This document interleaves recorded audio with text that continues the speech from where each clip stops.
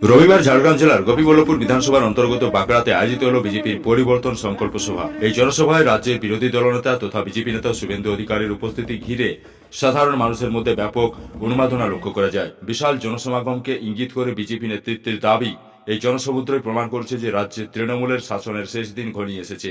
বিজেপির ঝাড়গ্রাম সাংগঠনিক জেলার ডাকে আয়োজিত এই সভা থেকে রাজ্য সরকারের বিরুদ্ধে একাধিক অভিযোগ তুলে সরব হন নেতারা। সভায় বক্তারা বলেন, রাজ্য জুড়ে সাধারণ মানুষের জমি জবরদখল, লাগামহীন দুর্নীতি, চুরি এবং নারী নির্যাতনের মতো ঘটনা নিত্যদিনের বিষয় হয়ে দাঁড়িয়েছে। সভায় উপস্থিত ছিলেন রাজ্য, জেলা এবং মণ্ডল পর্যায়ের বিজেপির নেতৃত্বরা। জেলার রাজনৈতিক মহলের মতে আসন্ন নির্বাচনকে সামনে রেখে ঝাড়গ্রামে নিজেদের শক্তি প্রদর্শন এবং কোমর বেঁধে মাঠে নামার লক্ষ্যেই বিজেপির এই বিশাল আয়োজন। কি জানাচ্ছেন বিরোধী দলনেতা তথা বিজেপি নেতা শুভেন্দু অধিকারী, শুনুন সে বক্তব্য বেলপাহাড় নিউজের ফেসবুক পেজে।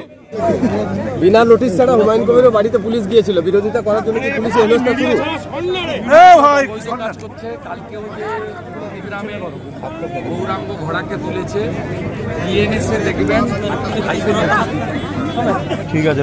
যেটা করেছে পুলিশরা, তবে হুমায়ুন কবিরই বলতে পারে গোটা রাজ্যে যে এনাদের পিসি ভাইপোর বিরুদ্ধে যে কথা বলবে পুলিশকে লেলিয়ে দেবে, এটা অত্যন্ত স্বাভাবিক।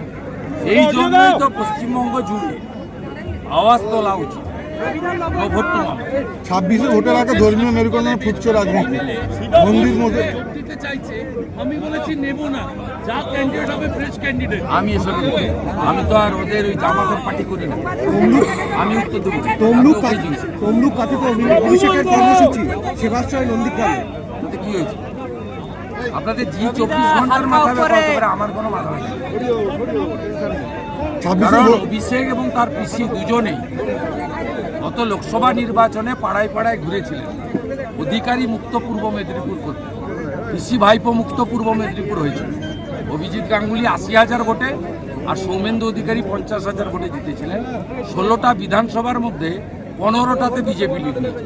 16টা সিটই মোদিজিকে উপহার দিবে। পূর্ব মেদিনীপুর শুধু নয়, পশ্চিম মেদিনীপুর, ঝাড়গ্রামও একই সঙ্গে অবিভক্ত মেদিনীপুর। আমরা প্রশাসনিকভাবে বিভক্ত, আমরা সবাই এক।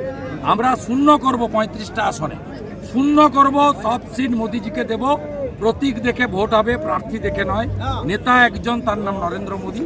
আর পিসি ভাইপোকে বলবো ঘন ঘন আসুন, যতবার আসবেন 10,000 করে ভোট বাড়বে। আর আমি ডেলি সেবা দিই। নতুন করে ভোটের আগে সেবা দান করে চটকদারিকে নন্দীগ্রামের হিন্দুরা ওই ফাঁদে পড়বে না।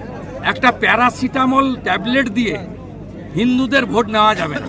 আমি আগামীকাল নন্দীগ্রামের হিন্দুদের আবেদন করব, এই তৃণমূলের চোরের টাকায় সেবাশ্রয়ে যাবেন না। এরা হিন্দু জনসংখ্যা জন্মহার কমানোর জন্য জন্ম নিয়ন্ত্রক ট্যাবলেটও দিয়ে দিতে পারে। এরা হিন্দু সংখ্যা কমানোর জন্য পারে না, এমন কোনো কাজ নেই।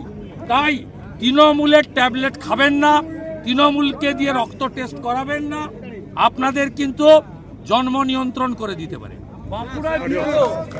দাদা পাশের জেলাতে এক বিজেপি কর্মী পলিথিন থেকে ধরা পড়েছে। ঠিক আছে।